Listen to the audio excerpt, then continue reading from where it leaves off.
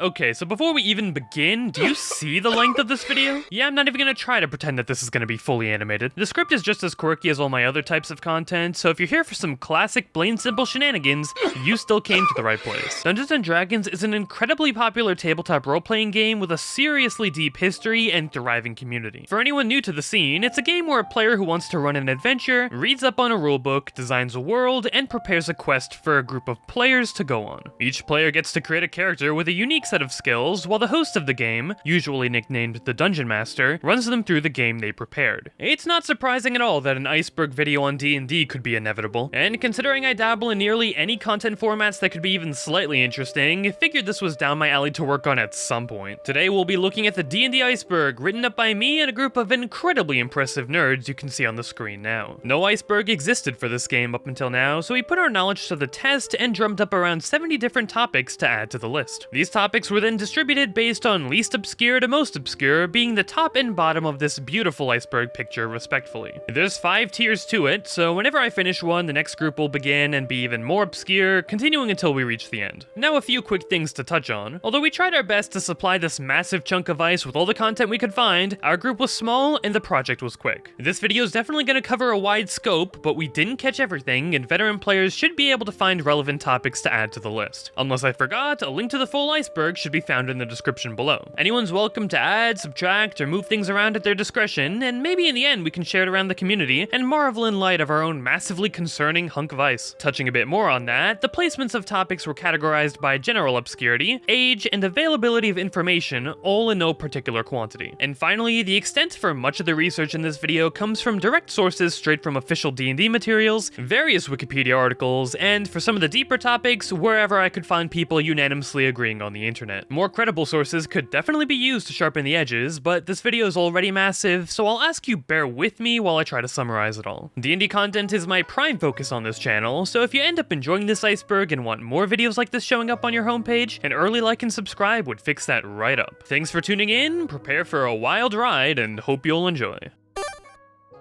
The other editions. Since I'm positive the future of D&D has a majority of the community playing the newest edition, 1D&D, knowing about the other editions that came before is crucial for diving down this iceberg. D&D has had quite a few new editions released that hope to correct, update, and overhaul the game. The current publisher of D&D, Wizards of the Coast, produces new materials only for the most current edition of the game. Even in light of this, many fans still regularly play older versions of D&D, and some third-party companies continue to publish materials compatible with these older editions. After the original edition of D&D was introduced, the game was split into 2 branches: the rules-light system of Dungeons & Dragons and the more complex rules-heavy system of Advanced Dungeons & Dragons. The normal versus advanced game release continued until 3rd edition, where a single version of an edition would come to be the norm. To help ensure that people won't stick to D&D 5e like hungry leeches, Wizards of the Coast is slowly attaching their newest edition, 1D&D, to 5e's life support in the hopes that they can continue to update the game while profiting off the last edition's player base. Critical Role. And there's a good chance that the reason you even know about Dungeons & Dragons is because of this show. Critical Role is a group of professional voice actors that got together to host live D&D games back in March of 2015. Matt Mercer is the charismatic face of the show, serving as its host for the expansive campaigns played by the other members of the cast. The group originally started with a short, single-session game, usually nicknamed a one-shot, using the 4th edition rule set for D&D. They enjoyed the game so much that afterwards the group just kept playing together. The campaign became much more expansive, and the group switched systems from the more controversially unpopular 4th edition of D&D to Pathfinder, a fix-em-up style patch for the older 3.5 version of the game. Eventually, the group got picked up by the YouTube and Twitch channel Geek and Sundry, which hosted the show until early 2019. The show was immensely popular, and after leaving Geek and Sundry, would continue to grow, all while its original partner would end up wilting away. Critical Role continues to dominate the live D&D show genre, and during that funny Twitch revenue leak that happened a while ago, was shown to be the most profitable channel on the platform. At the time of writing this video, they're on episode 30 of their 3rd campaign. The Matt Mercer Effect. This effect describes the unrealistic expectations of new Dungeons & Dragons players who believe their games will be similar to Critical Role. This fascination for the show regularly pulled fans to D&D who'd grow interested in the game and wanted to play. The Matt Mercer effect occurs when new players that are completely unaware of their own experience and how that impacts the game begin to complain about how their own Dungeon Master doesn't run the game like how Matt Mercer does. Matt commented on the situation to help cement his viewpoints on the whole thing, basically saying that his table style of play and everyone else's classes should be different, and how people who just want to copy what he does aren't being very creative or making the game magical for themselves. The Matt Mercer effect continues to put pressure on DMs who may love the game but don't want to act or perform in their campaigns, and Matt Mercer and the cast of Critical Role continue to receive backlash about the expectations they've set. Class tropes. Both back in the day and now, the stereotypes of the horny bard, incompetent marshal, edgy rogue, and squishy wizard continue to be prevalent. All of them have some surprisingly unique origin stories though. Before D&D 3rd edition, bards were originally a mixture of multiple classes. Later on, they were completely redesigned, becoming a charisma-based class with access to charm magic. Memes about these overly persuasive characters began cropping up on message boards and forums, and a webcomic artist named Frederick Anderson saw these posts and began drawing a bunch of images of a new character, simply called the Bard. A lot of reoccurring themes in these images revolved around the Bard sleeping with monsters, which would wind up causing lots of half-breed children to be born. The meme stuck around, and with the Bard class having no major overhauls since, won't be going anywhere anytime soon. The incompetent marshal story is a lot simpler. In Advanced 1st edition, if a player rolled poorly for intelligence, the game would bar them from being anything short of a fighter. Fighters were considered the default class, so being one coupled with having a low intelligence went hand in hand. Nowadays, 5th edition's Barbarian class gets this stigma the most, due to its flavor being rough, wild, and full of rage, aspects you wouldn't regularly associate with intellect. For edgy rogues, these characters are usually made by newer players trying too hard to be cool, to the point where it's cringeworthy. These players latch onto the rogue for its loner style of gameplay, having abilities around being unseen and using quick weapons to encourage writing dark brooding character backstories around being an orphan thief, for instance. Being the shady, mysterious, deeply traumatized, and complex individual of the party is what these players hope to achieve, and using the rogue as a vessel for that goal creates the edgy rogue trope as a result. And finally, the squishy wizard. There's two variations of this trope, the first being a wizard who spent so long mastering their magic to the point where they've become physically frail, and the more common D&D wizard that comedically receives the lowest hit dice in the game, which calculates everything from how many hit points your character has to how much health you can heal during a rest. In some older editions, characters who fell to 0 hit points were immediately killed, coupled with more powerful magic requiring additional levels to learn, and the advanced 1E rules forcing players to drop back down to level 1 whenever they died, made relying on the small health pools of spellcasters really dangerous. Even though newer versions of the game encourage concepts like asexual bards, intelligence-based barbarians, happy rogue backstories, and protection magic wizards, all of these tropes continue to be prevalent in D&D meme culture to this day. Alignment charts. The concept of character alignment as it's typically viewed comes directly from D&D. Alignment categorizes the ethics and morals of players and NPCs and is often criticized as being arbitrary and unreal. Back in the day, there were two options to pick from, good or evil. Eventually, alignment came to include chaotic, lawful, and neutral, as the system began operating on a long scale with tons of varying notches to slide into. 5th edition's conception gave more eyes to alignment and the charts as a whole, and became a meme format where people would take non-D&D characters and theorize what D&D alignment they'd be, continuing until a character for every type on the chart was found. Most of the time, these characters would stick to the ones present in a specific video game or TV show, but sometimes their criteria only needed to be a profession, such as world leader or fast food restaurants if you could believe it. Human fighter. In the 1st and 2nd editions of AD&D, humans were closely connected with fighters. The point of rolling for your stats first back then was to determine your compatibility with a class or race. If you managed to roll really well, you could choose some of the slower leveling races with slightly stronger talents. But if you wound up rolling poorly, you'd wind up with the human fighter. With that in mind, human fighter was already a common character build back in the day. Now for 5e, the class and race combo would continue to be common, but not for the same reason as before. Dungeon Masters normally encourage players to try out playing a human fighter just because of how simple the abilities are to understand. Additionally, in the first 5e starter set of D&D, The Lost Mine of Phandelver, 2 of the pre-generated characters in that game were human fighters, enforcing the chances that a newer player to the game would wind up playing as one. Stranger Things. In the first episode of the Netflix television show Stranger Things, many of the main protagonists are seen enjoying a classic game of D&D. As the series progresses, nameless supernatural monsters begin to appear that get affectionately nicknamed by the cast after D&D monsters. The popularity of Stranger Things got traction going D&D's way, and the Stranger Things D&D starter set was released that came with a cool miniature designed around the show's iconic Demogorgon. Content creators. D&D has a sizable creator community that, for profit or passion, churn out content for the rest of the community to enjoy. Many specialized in regaling others with stories from the games they're in. Others took to discussing the rulebooks. D&D meme and green text readings could be funny at times. Horror story creators cringed at stories of some of the worst people to ever play the game. And tons of other formats like character building, lore, world design, speed paints, animations, skits, and live shows filled nearly every other niche for the game you could imagine. Products. Continuing where we left off, many content creators have gone above and beyond, creating tangible D&D goods for their fans to buy. To my knowledge, 7 of YouTube's largest D&D creators have begun teaming up with companies to sell books for the game, with the most successful Kickstarter campaign, Fool's Gold Into the Bellowing Wilds, raking in more than $2 million. Besides that, dice, miniature figurines, and some of the game's countless official books are all regular purchases for players of the hobby. If you know where to look, Patreon creators are also always churning out content like new rules and maps to play with. I'll talk more about how all of this is legal later on, but the popularity of 5th edition is definitely to thank for all of these creative professions being possible. True Strike. True Strike is a notoriously bad spell in D&D 5e. In theory, casting this spell is meant to help you guarantee a successful hit on an enemy. The only problem here is that by doing so, you need to spend an entire turn to set up the magic, which at that point could have been better spent just attacking twice in the first place. True Strike is a cantrip trap for players unaware of just how bad it is, and experienced DMs regularly warn players about its flaws before allowing them to learn it. Are you sure about that?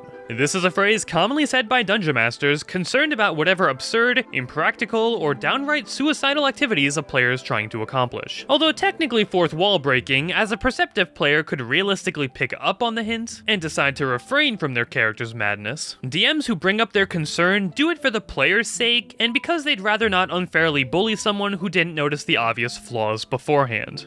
D&D isn't balanced. I've said this before, and I'll say it again because this quote works perfectly to describe this topic. D&D character creation options aren't all equal. They all vary in power, usage, and effectiveness to the point where the best way to choose what to play is by asking the dungeon master what their campaign's world is like and how combat-focused the game will be, and then go from there. But even pushing that aside, newer official character creation content is stronger than older materials. Coupled with variant rules for randomizing monster health, character stats, and the uncertainty of having a sadistic DM, people play D&D not for a balanced game, but because of the wild uncertainty every session brings. Homebrew. Homebrew is fan terminology for game materials made by players of a game, rather than by an official or third-party publisher. In the D&D context, this often includes new spells, character classes, campaign settings, or variant rules. The word homebrew originally referred to private individuals who brew their own homemade beer or other alcoholic drinks as a hobby. The D&D community has been using the term homebrew as far back as 2003, where it was used to refer to a homemade D&D campaign setting in contrast to an official published world. In an article dated July 2006, designer Mike Murals used the word homebrew in a broader sense to refer to monster design. A year later, the fan-made D&D wiki updated its front page to use the term homebrew in reference to all fan-made D&D content, including classes, feats, and deities.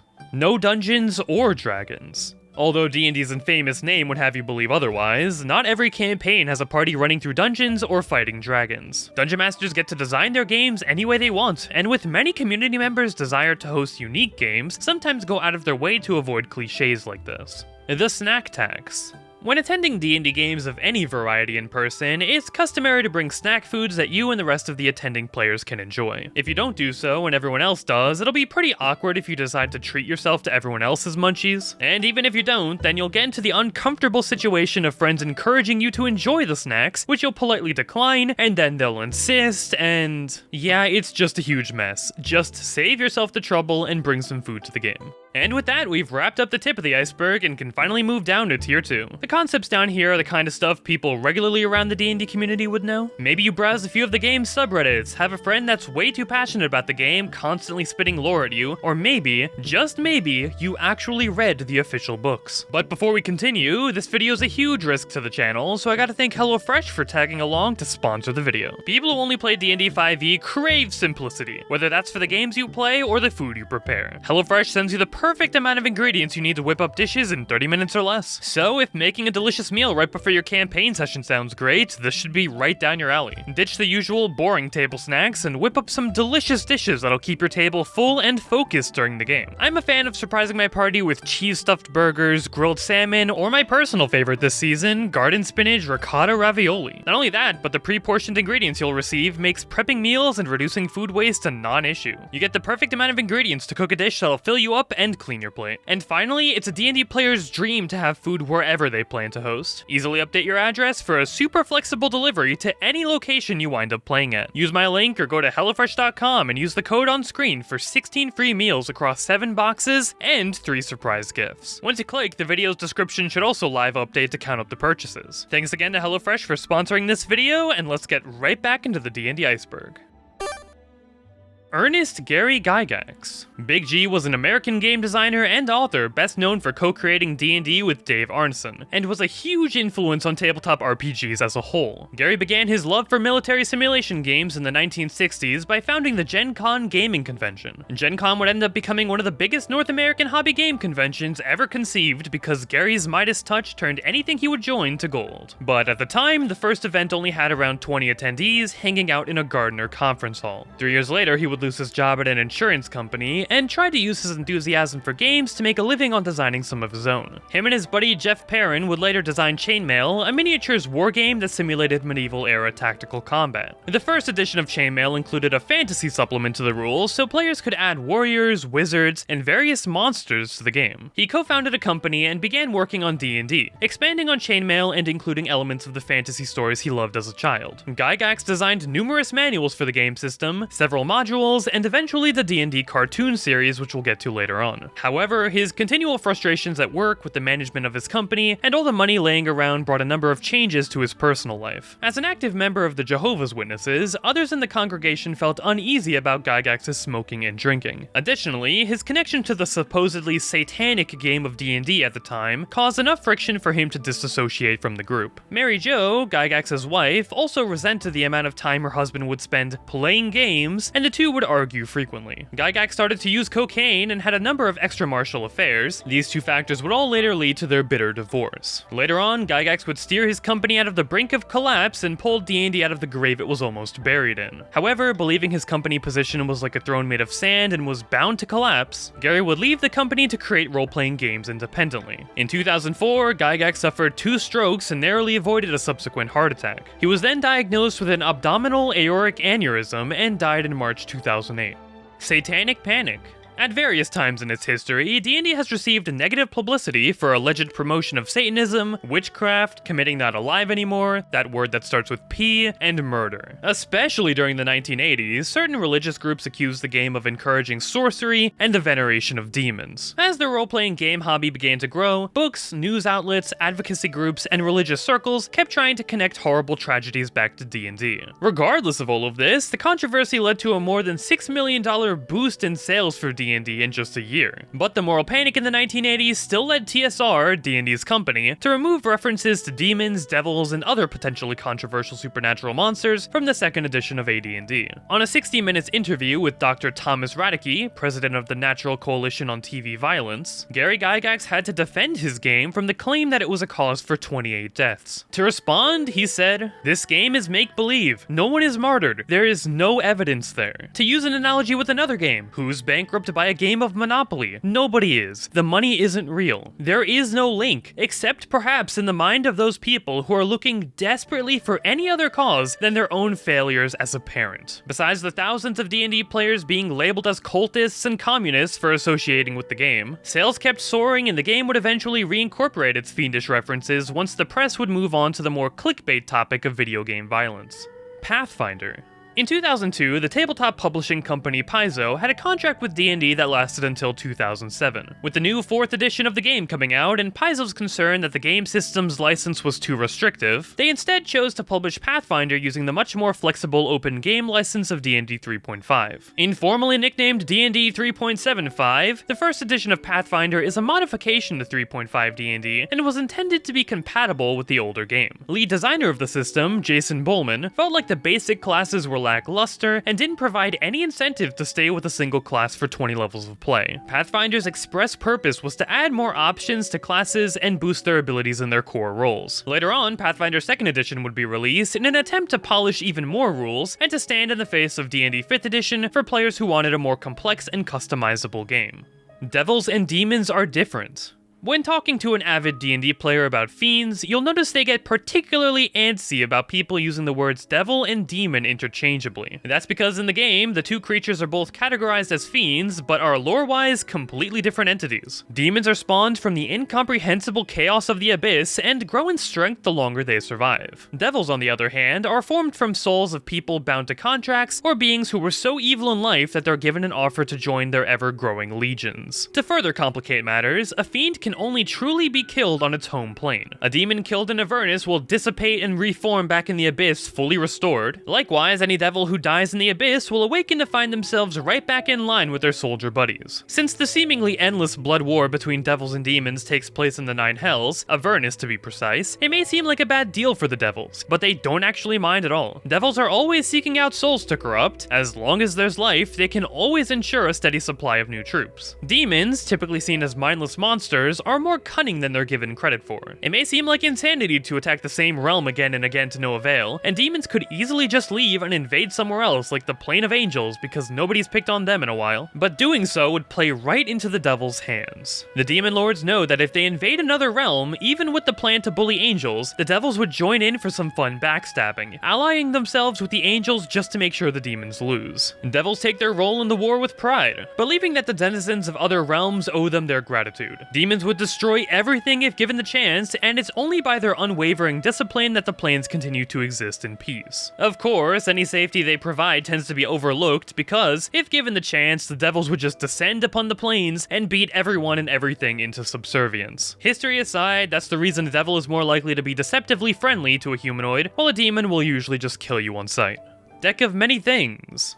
A deck of many things, also known as a deck of hazards, was an assortment of magical cards or metallic plates that were arranged in a set deck. They were enchanted with powerful magic that was never meant to be used lightly. An individual declared how many cards they intended to draw and had an hour to do so. If they failed to draw all the cards declared, then all the remaining ones would fly up from the deck and take effect. Once a card was successfully drawn, its magic immediately took effect and then it faded into oblivion, but instantly reappeared as part of the deck. This made it entirely possible that the same card could be drawn more than once. The original decks of many things were created by the Empire of Netheril, the pinnacle of human civilization in the continent of Faerun. Back then, the cards were only given slight enchantments so that they could be used in a casual deck building game. After the fall of Netheril, the magic contained in surviving decks steeped and swelled into the potent cards known across the realms for their risks and rewards. Rangers are bad.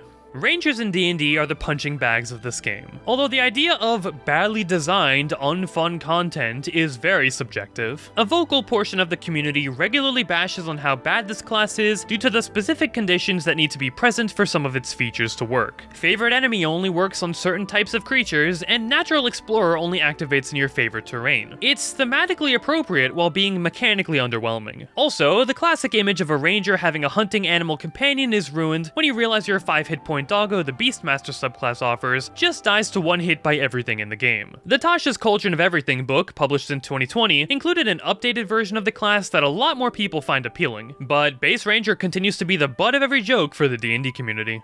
Adventures League. Adventures League is an ongoing official campaign for D&D 5e set in the Forgotten Realms. It's basically just D&D, but with more rules put in place for character creation and what campaigns can be played. For starters, only certain official D&D books can be used, and new characters need to start at either level 1 or 5. Since many people who play Adventures League jump between tons of games with the same character, loot found during sessions gets evenly distributed or flat out duplicated to keep things fair. Overall, it's a pretty cool way to play D&D and ensures that no matter how friendless you are, someone at the event will be forced to hang out with you. Just Fireball.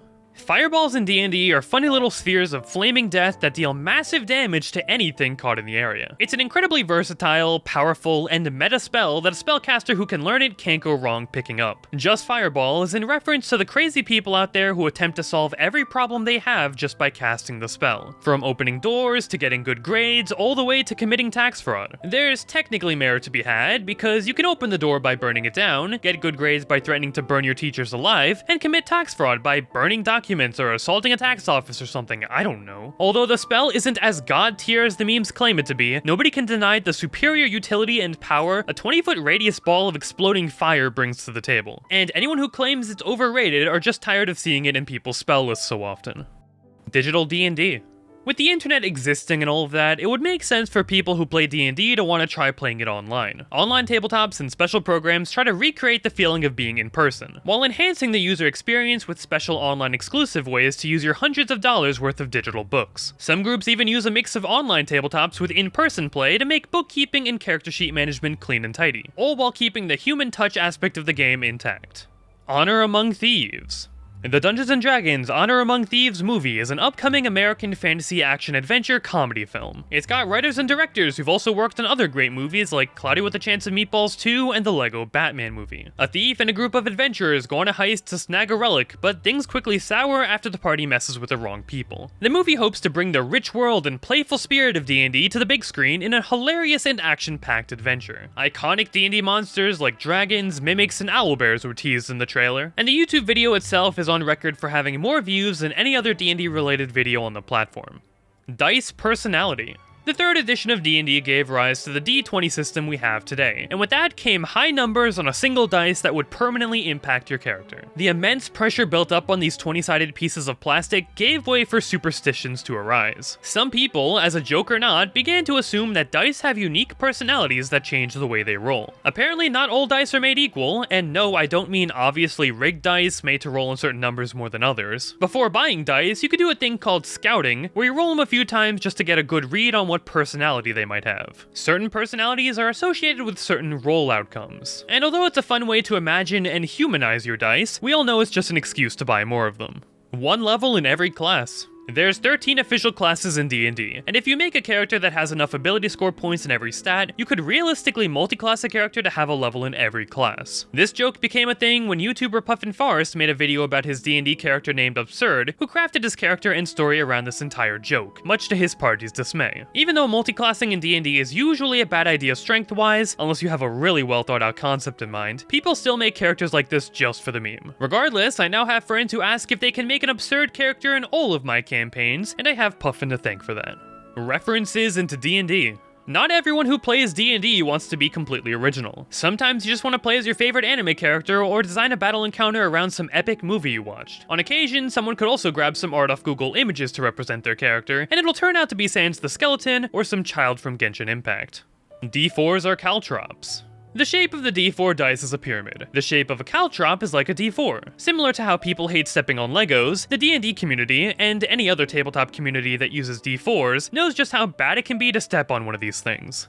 Spellcasters are better. Throughout D&D's lifetime, spellcasters have always been stronger than martials. If you remember the human fighter story, rolling low and being a normal person was inherently worse than rolling high and getting the privilege to use magic. This continues to be prevalent in 5e, as spellcasters get hundreds of spells to choose from, while fighters are stuck with a handful of inflexible class features. This also doesn't bode well with the newest edition's lack of mechanically interesting weapons to choose from. It mostly stemmed from 5e's new simplistic mindset, which shaved down things it deemed too complex. Additionally, with magical attacks scaling exponentially faster than a martial's ability to do anything, late-game spellcasters gain access to teleportation, meteor swarms, and wishes, while martials get to make a few extra attacks every round. The risk of death and restarting at level 1 in 1st edition existed to put serious risk on spellcasters and their small health pools, but since newer generations focus on storytelling and character growth, these magic classes got a shadow buff that keeps them superior to their martial counterparts. The Legend of Vox Machina show.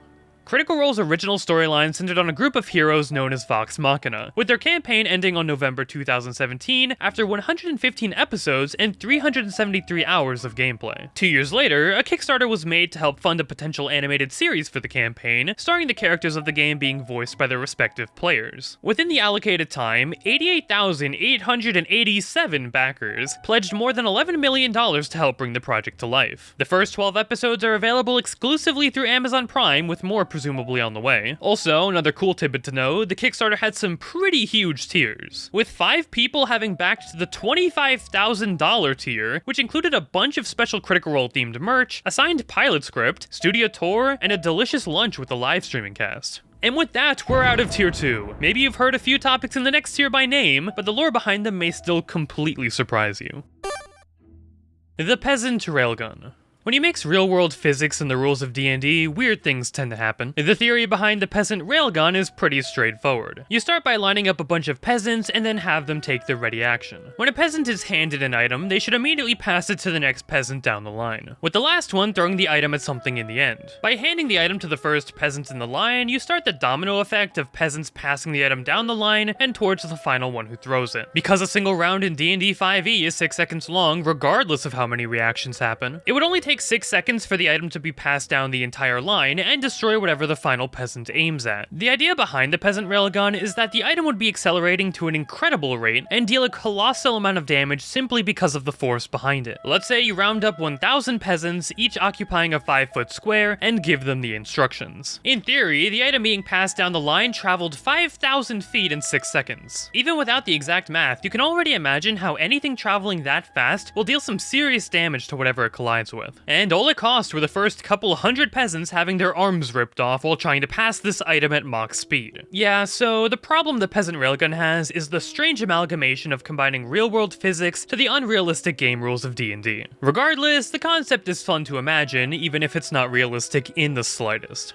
Everything's a mimic. Mimics are shape-shifting predators able to take on the form of inanimate objects to lure creatures to their doom. In dungeons, mimics most often take the forms of doors and chests, having learned that such forms attract a steady stream of prey. With that description, you can already start to think of all the possible forms the mimic can take. Since these monsters come in all shapes and sizes, it wouldn't be odd to imagine how an entire dungeon or structure could be composed entirely out of these things. That oven is a mimic, that brick is a mimic, that entire house is a mimic. A popular YouTuber named Blaine Simple also hosted a livestream at one point, giving his fans creative freedom to build an entire dungeon, and half of everything inside wound up being mimics.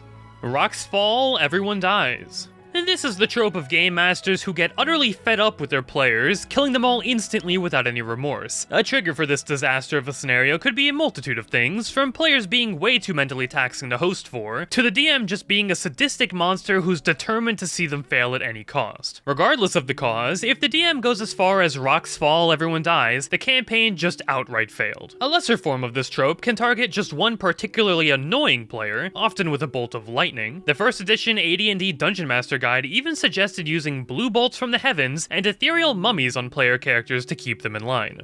Basements. There's many reasons someone who plays D&D would prefer playing in their basement than anywhere else. Back in the day, D&D had some serious stigmas associated with it. People who played were seen as devil worshippers or the like. With the often unused space of a basement coupled with the privacy it offers, basements were no-brainers for areas to host games. This wouldn't mesh well with the basement dweller stereotype though, and would give school bullies even more ammo to use against these dice-rolling nerds.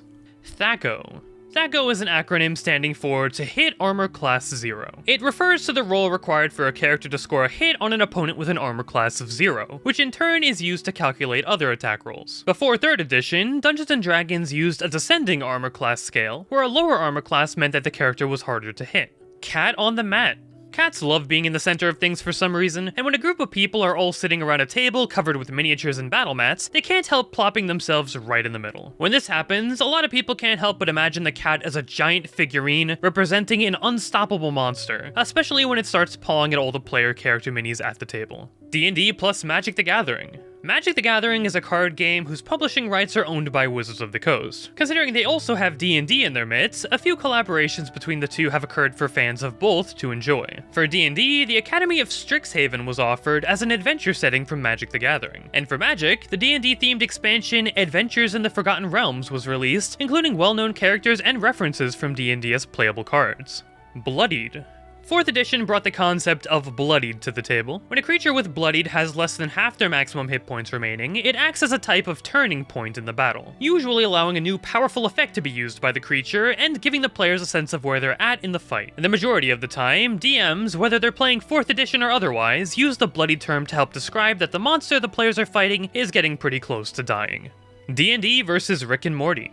The popular Adult Swim television show Rick and Morty has always played around with D&D references in the past, and the comic series Rick and Morty vs. Dungeons & Dragons would begin with Morty overhearing that people who play D&D have a higher chance of woohooing. To get into the game, he buys a first edition book and joins Rick in a campaign played by 1E veterans. After getting his character killed and doing nothing for the rest of the game, Morty hypes him up for second edition, and the two get isekai to the Greyhawk fantasy campaign setting. The creators of the comic doubted that Wizards of the Coast would ever greenlight the collaboration, considering the wild, uncensored natures of their show's characters. So it came to a huge surprise when the publishing company was excited about the project and wanted to pursue it. With the success of the first 4 comics came another bunch a year later alongside a D&D Adventure box set.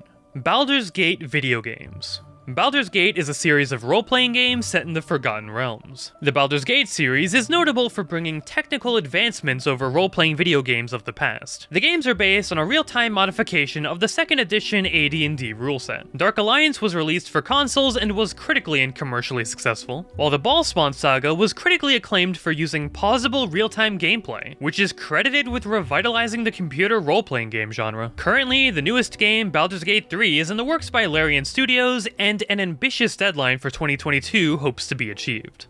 A Tomb of Horrors. Tomb of Horrors is an adventure module written by Gary Gygax. It was originally written for and used at the 1975 Origins 1 convention. Gygax designed the adventure both to challenge the skill of expert players in his own campaign, and to test players who boasted having mighty player characters able to best any challenge. The module's plot revolves around the tomb of the demi-lich Acererak. The player characters need to battle their way past a variety of monsters and traps, with the ultimate goal of destroying the undead at the end. Tomb of Horrors was considered the 3rd greatest Dungeons & Dragons adventure of all time by the staff of Dungeon Magazine in 2004. McLaurin explains that Tomb of Horrors is a classic not because of its difficulty, but because it was the first module that didn't involve killing large numbers of monsters. It was a collection of puzzles and maps. Its focus on traps rather than monsters was a surprise to gamers at the time. The dungeon wouldn't age well with D&D 5e's new identity as a game focused on character growth first and needless death second. Jacob Buds would later call out the dungeon for being designed like a middle finger to his players, as a way to mess with people and make them hate D&D. If you want to punish someone, play the Tomb of Horrors.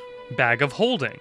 A bag of holding was a small sack that acted like an opening to an extra-dimensional space. The space inside the bag could hold a huge amount of materials without increasing the weight of it. Additionally, if a bag of holding was placed in an extra-dimensional space, like a portable hole, both would be lost forever, but a rift to the astral plane would be opened. The common action of opening this portal to push a creature in and trap them forever became a regular combo. Bags of holding are commonly awarded magic items in D&D for the invaluable utility they offer, and plenty of TV shows and games promote a similar concept with items and weapons appearing out of thin air in a character's nearly infinite item storage. Munchkins. The Munchkin is the tabletop RPG player who plays the game to win at any cost, even if that isn't the point of the game. Perhaps the most ridiculed player archetype of all time, this player is rarely interested in the story behind the game. The Munchkin's characters are usually either little more than extensions of their own personality, or a completely blank slate of sentient death, known among roleplayers as murder hobos. The Munchkin's motivation often stems from a mistaken belief that beating your enemies is the top priority, and learning to exploit the most subtle nuances of the game's mechanics for a competitive advantage is considered skillful. While this might be true for games that are all about winning, this attitude is fundamentally opposed to the spirit of most tabletop RPGs, where winning is usually secondary to just enjoying the experience of playing. Magic above 9th level. Magic of this caliber were super powerful spells that were banned by the goddess Mystra. Before this ban, there was no practical limit to the ways magic could be used, and no limit on the amount of magical power that could be channeled into a spell. The first effect of the ban was to limit spellcasting to spells of a maximum of 9th level. The second effect was that all spellcasters had to spend time memorizing spells, and were limited to holding a certain number of magical spells in their head at any one time. Many epic level spells weren't banned, but were lost to time after the collapse of the Netherese Empire. Filler episodes. A common type of filler episode for long-running TV shows and game DLC would be for main characters to play through a D&D session. Although the characters would be at the table playing, they'd also be controlling altered versions of themselves within the game. These changes would mostly be in the form of classes, with each character being assigned a role in the party based on their usual characteristics. Most of the time, the focus would be on the fantasy setting of the game, but some forms would have out-of-character discussions on game rules, or the dungeon master narrating from the heavens. Wizard spell names. Many of D&D's spells include the names of the wizard who created them. Mordenkainen is the wizard responsible for the most spells, with others like Snillock, Tensor, Bigby, and Tasha having made some as well. Breaking the game. It's become a popular pastime for D&D players to find crazy ways to bend and twist the rules of D&D to cause some crazy effects to occur. Just on my channel alone, we figured out how to become immortal, immediately jump to level 20 after a quick montage, and kill ancient dragons in a single punch. Most of the people theory crafting stuff like this, or who enjoy hearing out the methods, have no intentions to try this stuff out in-game. But it remains to be a unique point of interest for members of the community. Pay to play. Who would have thought that all these books, minis, and online memberships would cost so much money? All these products and the time that's spent designing the game can cost a ton if you're looking to host D&D professionally. And some DMs who think they can host a truly great campaign opt into charging players to play in their games. On average, these prices teeter at around $10 per session per player. And although not everyone in the community takes kindly to some people monetizing their campaigns, many people looking to join online games can at least bank on dungeon masters with the gall to charge to host fun ones. Alright, with tier 3 complete, we can move another layer down. Basic Fantasy RPG. The Basic Fantasy role-playing game is a rules-light game system modeled on the classic RPG rules of the early 1980s. Though based loosely on D&D 3.5, Basic Fantasy RPG has been written largely from scratch to replicate the look, feel, and mechanics of early RPG game systems. It's definitely great for people who are fans of old-school game mechanics. The system is completely free to pick up and receives most of its support directly through the community. If older editions of D&D always interested you, but the outdated writing style and needless limitations worried you, Basic Fantasy RPG may be down your alley. 1983 cartoon. Dungeons & Dragons is an American animated television series based on everyone's favorite role-playing game. The show ran through 2 years for 3 seasons on CBS, totaling 27 episodes. With the Japanese company Toei Animations doing the animation for the series, the show focused on a group of 6 friends who were transported into the titular realm. The show followed their adventures as they tried to find a way home with the help of their guide, the Dungeon Master, while combating an evil wizard. The opening of the show has Tiamat, the ancient dragon goddess, rampaging toward a group of players who just appeared in the world, which catches newer players to D&D off guard every time. Eric and the Dread Gazebo. This tale features a player who misunderstands the Game Master's description of a gazebo on a small hill, mistakenly assuming it to be some kind of monster. After asking the Game Master its color and size and distance from the group, the player attempts to call out to the gazebo. When it fails to respond, he fires an arrow at it to no effect. There is now a gazebo with an arrow sticking out of it. By the end of the encounter, the player, lacking the means to harm the gazebo, opts to flee in desperation. The frustrated Game Master retaliates by humoring the player's misconception and announcing that the gazebo has awoken to capture and consume the player. According to Ed Whitchurch, the real game master of the story, the original incident on which the anecdote is based was actually less than a minute long, ending rather unceremoniously with Whitchurch asking, "Don't you know what a gazebo is?" 5th edition disclaimers. In most of the 5th edition books I've checked, a disclaimer is on one of the first few pages that describes a bit of background for the book and warns readers about the potential dangers held within. For example, Tasha's Cauldron of Everything mentions that powerful wards have been placed on the book, with the first one having been broken after opening it up. It mentions how more wards could break if you continue reading through, and that if a portal opens up that spawns in the witch Baba Yaga, to either praise her daughter, Tasha, or bribe her with muffins to get out of there alive. D&D inspired anime. D&D inspired a few incredibly popular anime over the years, with names such as Goblin Slayer and Konosuba making waves in the community. Goblin Slayer opens up with the gods crafting the world with a roll of the dice, and Konosuba starts by telling the main character he can't play as any of the cool classes because his stats are too low. Whether other fantasy anime intended or not, homage to D&D can usually be attributed in some capacity. The Never-Ending Game. Robert Wardhoff has been the Dungeon Master for a D&D campaign that's been going on for over 40 years. Almost every major decision in Robert's life is designed to keep the game going. For instance, making sure whatever house he ended up buying had the space and storage areas needed to comfortably host sessions. Robert tracks the adventures of more than 50 players with story arcs that often span decades. Since the beginning, there's been around 500 characters that have been made and played within the game, coupled with literally thousands of subplots and sub-campaigns going on. If a character dies and that player has no other characters to use, they're removed from the game forever. It's a tough cut for people who've been playing for years, but Robert believes the stakes are needed to help keep the emotions palpable at the table. In terms of his collection, Robert has a minifigure and terrain piece for nearly any fantasy concept you could imagine. Nobody's allowed to touch any of these except for him, which is a bit odd, but I guess with the record comes the right. I did a bit of digging, and unless I missed the obvious mention of the system he was playing, I do believe it's Advanced 2nd Edition. Mystic. Wizards of the Coast released the Mystic class as public playtesting material. Unfortunately for the Mystic, it was quickly deemed too complicated and overpowered and was scrapped. The intention was to introduce an intelligence-based class that wasn't a spellcaster. With so many psionic abilities imitating but replacing spells, the Mystic's playtesting document was monstrous in size. D&D 5e was designed to be simple and approachable for new players, and the Mystic went against that design philosophy. Blood Hunter and Gunslinger. Matt Mercer is responsible for creating these unofficial D&D supplements. To start, Blood Hunter was the first homebrew class he ever made back in 2015. Matt explained that his first iteration was originally just a handful of variant abilities he designed for Vin Diesel, who planned to be a guest star for the D&D Diesel one-shot, all to promote his film The Last Witch Hunter. Matt was given no context whatsoever for Diesel's character beside the movie trailer, and the internet was loudly requesting that he release Diesel's character class. Initially really messy and reactionary, Matt rebuilt the class from the ground up and released it in 2020. The prime focus for the Blood Hunter was on the use of blood magic, curses, and impressive martial prowess with some spooky magic undertones. Gunslinger was a different story. Matt created this unofficial subclass for the 5th edition fighter when the group converted from Pathfinder. The first Gunslinger ever made would be played in Campaign 1 of Critical Role by Tallis and Jaffe as the character Percy. Although the subclass did a lot of revolutionary gun-based shenanigans for 5e, later official materials would be released coupled with more rules for firearms, which sort of pushed it to the side. These two creations would be important milestones for Matt Mercer while working with Wizards of the Coast in designing content for them in the future.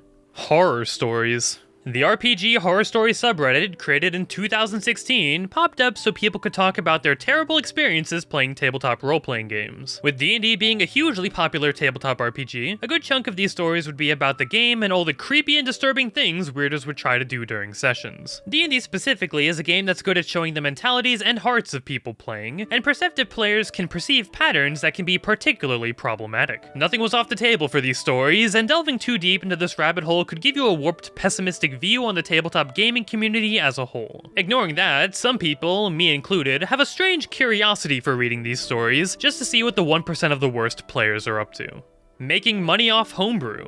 The open game license for D&D allows people to take materials from the system reference document, or SRD for short, and copy, modify, and redistribute it with some extra legality spices mixed in to make sure another Pathfinder doesn't try to usurp them. In a nutshell, you can publish unofficial content for D&D and make money so long as you follow the OGL's guidelines. Since the beginning, Gary Gygax always saw unofficial expansions and fan content as healthy for the game, and D&D continues to be a system that allows for stuff like that to exist. Alright, now that wasn't too bad, now was it? Moving to Tier 5, you'll only know about this stuff if you've either been a veteran of this game for multiple editions, are pretty deep into multiple communities to get your hands on all the most obscure inside jokes, or you're one of my friends who I'm convinced spawned into this world like an NPC with all of D&D's information injected into their minds. Regardless, although we're this deep down, I think the final topics are incredibly interesting, nothing too complicated, and just the right amount of intrigue. Arcadum. Jeremy Black, known online as Arcadum, began his career on Twitch creating D&D content. 21 streamers and colleagues who worked or collaborated with Arcadum released twit-longer statements detailing their experiences with him. They voiced that Arcadum used his position to pressure women into emotionally and sexually gratifying him. He would also make his way over to harass them through Discord or the video game VR chat. Most of the women Arcadum engaged with were VTubers who use virtual avatars controlled with face and body tracking technology. During this whole event, voice recordings were revealed that shed a lot more light on the situation, as well as color Arcadum as some sort of deeply complex, analytical, and emotionless supervillain. In his own words, approximately 17.8% of people he plays D&D with will stay his friend after the game, a percentage people will most likely use to haunt him for the remainder of his foreseeable career. First edition art. And Gygax needed to find people who could draw art for the first edition of D&D, with many artists receiving around $2 to $3 per drawing. A teenager from Rockford, Illinois, named Greg Bell was up to the task. His style was like a blocky rendering of strong shapes and lines, which translated surprisingly well to the crude printing process Gary's company could afford. Consistency wasn't a factor for 1E artwork, and although sometimes an art piece was like a diamond in the rough, lots of other images were creepy or downright disturbing. Large Luigi. Large Luigi was a beholder who ascended a 1,000-foot-tall mountain called the Spindle on the planet Hakatha, and obtained the ultimate knowledge of the universe. With that knowledge, he settled down to become the proprietor, bartender, and bouncer of his tavern, the Happy Beholder, in the city of Brawl. After his ascent, one of Luigi's eye stalks had the Detect Lie spell instead of the Death Ray spell that most beholders had. His other eye rays were still intact, and he used them to good effect in keeping his tavern customers well behaved, namely the Charm Person, Charm Monster, and Sleep spells, so trouble in the tavern was stopped almost as soon as it would start. He would use his telekinesis eye rays to mix his drinks and to deliver them through the air directly to his patrons. The multiverse. The worlds of D&D exist within a vast cosmos called the multiverse, connected in weird ways to one another and to other planes of existence, such as the elemental plane of fire and the infinite depths of the abyss. Within the multiverse are an endless variety of worlds. It includes every official D&D campaign setting and every unofficial homebrew world. It may also be used in a more limited context to refer to the contents of a single campaign setting or planar cosmology. TSR's Shipwreck Dredge. Gary Gygax's company, Tactical Studies Rules Incorporated, hemorrhaged $1.5 million worth of debt, which prompted him to do some investigating of the company finances. Apparently, the company president, Kevin Bloom, was messing with the finances by spending money on excess inventory, overstaffing, a bunch of company cars, and some questionable and expensive projects such as dredging up a 19th century shipwreck. The shipwreck in particular continues to be the highlight of this deeply confusing set of horrible business decisions, and remains to be one of Kevin Bloom's most defining pieces of lore to people learning about the history of D&D. Orion Akaba. Although Critical Role's show normally kept up with 8 cast members playing at the table, one by the name of Orion Akaba left for undisclosed reasons in episode 27 of the live show. The critic community, as Critical Role's fandom is passionately nicknamed, put a large amount of energy into the speculation of his departure, which caused the scene to become negative and toxic for anyone delving deeper into the conversation. After leaving Critical Role, Orion would no longer be welcome in community spaces after he began harassing people, displaying dangerous behavior publicly against fans and colleagues, and doxing one of his supporters. Other accusations levied against him include fraud or misappropriation of fan-provided funds involving the Kickstarter money for his audio series Draconian Knights, a fake fundraiser for one of his Twitch moderators that lost her father in a car crash following a blood clot, and pocketing the money he raised for the 826 LA organization, which offered to help young students with their creative writing skills. Regardless of the original reason for Critical Role severing their connection with Orion, knowing what the guy would end up doing in the time after just reassures that the show made a safe choice. The singular Tarrasque.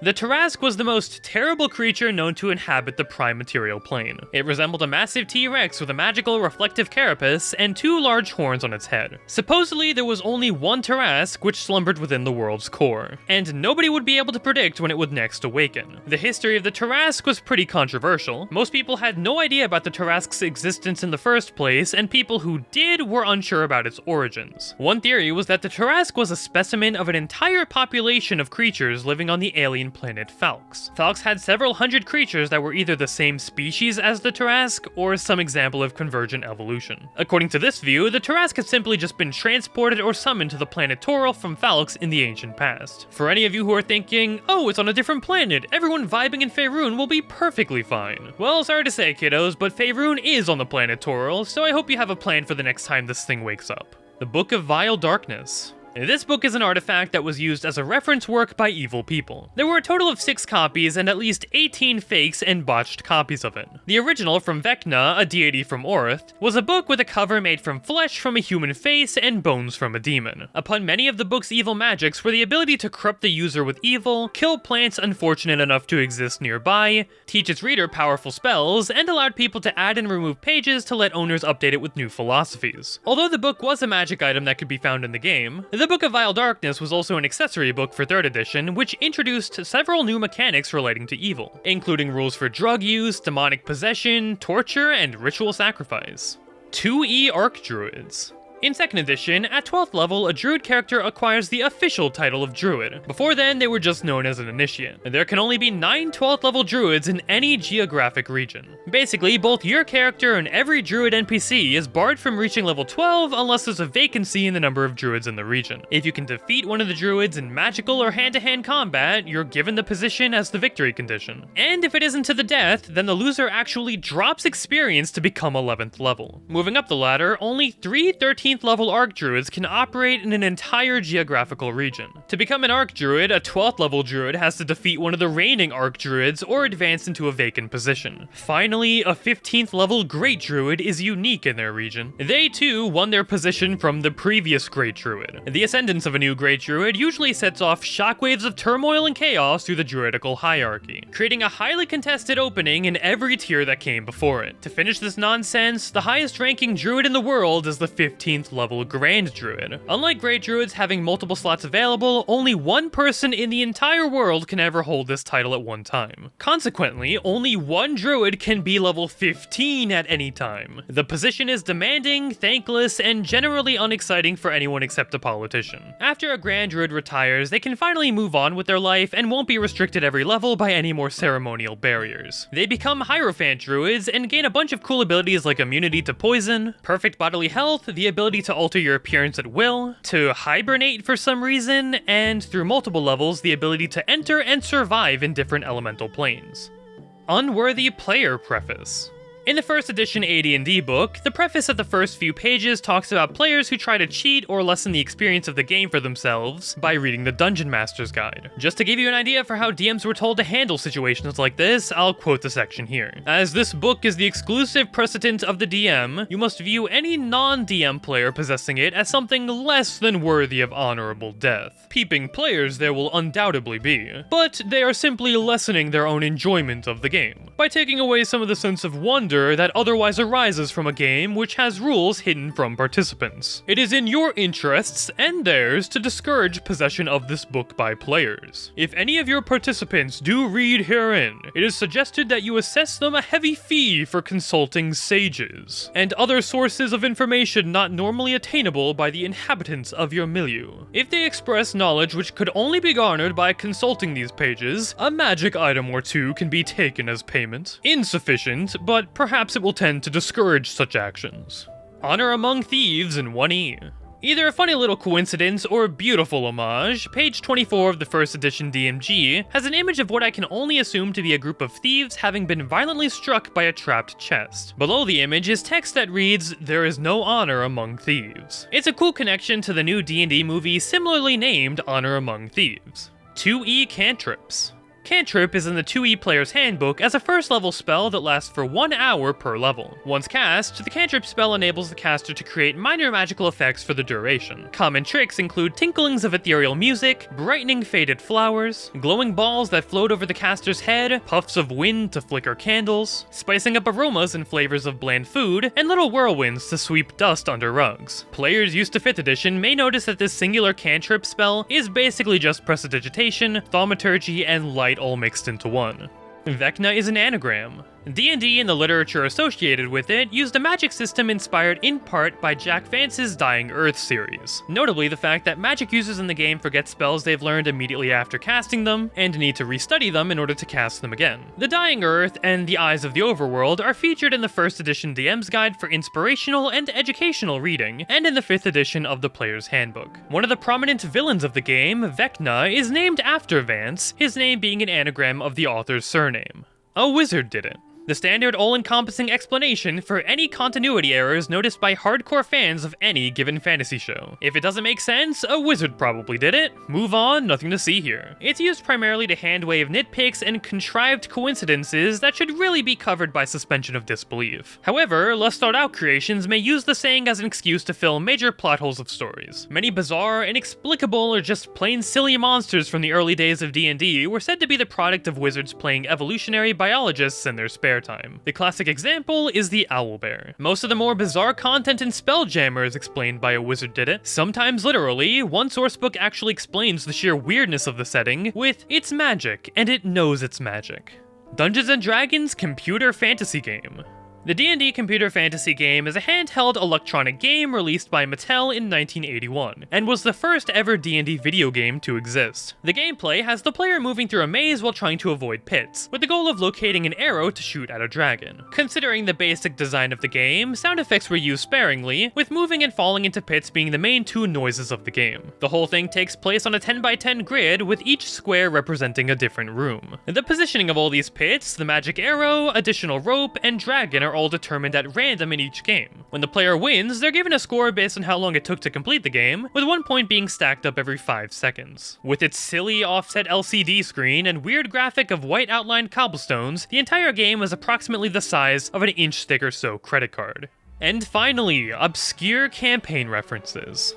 Now, here's the thing, everyone who's played or heard about D&D has at some point been exposed to one of these. But nobody can possibly know about every reference ever made, which is why I decided to drop this topic down to the bottom tier of the list. Campaign references are made when individual D&D parties have unique experiences in their games based on their decisions. Even though a group may be playing through one of the dozens of D&D modules available, DMs may make changes and players may have creative solutions to the ways encounters are solved, with stories of these adventures being told through casual conversation out of game to online forums and subreddits. It's quite easy for people to be overwhelmed and confused by these groups' conversations, memes, or other out-of-context videos. It all just seems so real and magical, complex yet beautiful. It's a reason people that hear these stories get so interested in playing the game themselves, and how the roleplay-focused mindset and simplistic nature of the new additions helps to nurture these stories. This video was a love letter for Dungeons & Dragons, its wild history, and the community that grew as a result. If it inspired you to check out the game yourself, taught a veteran a thing or two, or you can just appreciate the time and commitment it took to patch this video together, I'd greatly appreciate that like and subscribe now, or a comment on your thoughts. A huge thank you to everyone who watched until now. I've been Blaine Simple, and I'll see you all in the next video.